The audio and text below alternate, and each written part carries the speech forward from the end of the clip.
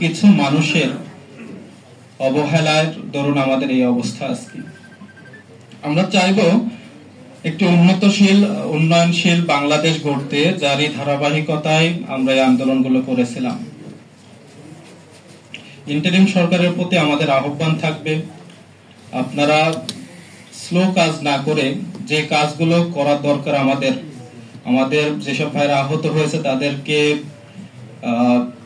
সহযোগিতা, আহতর এখনো দেখা যাচ্ছে হাসপাতালে ভাইরা কাতরাচ্ছে। আমরা হয়তো এখন হাঁটা চলাচল করতে পারছি, কিন্তু যেসব ভাইরা আহত হয়ে আছেন, হাসপাতালে কাতরাচ্ছেন বা বাসাতে আছেন, কিন্তু চলাফেরা, তাদের সার্বিক যে কার্যক্রম দিনাতিপাত করা, সেগুলো হয়তো একটু কষ্টের মধ্যে যাচ্ছে। ইন্টারিম সরকারের দরকার ছিল যে তাদের প্রতি একটু বেশি করে খোঁজ খবর নেওয়া।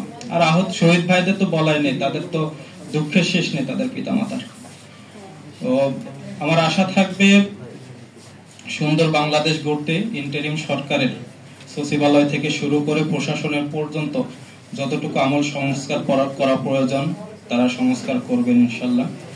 সেই সাথে আহত গাজী ভাইদের সর্বোচ্চটুকু দিয়ে সহযোগিতা করবে, এটা আমি প্রত্যাশা রাখছি।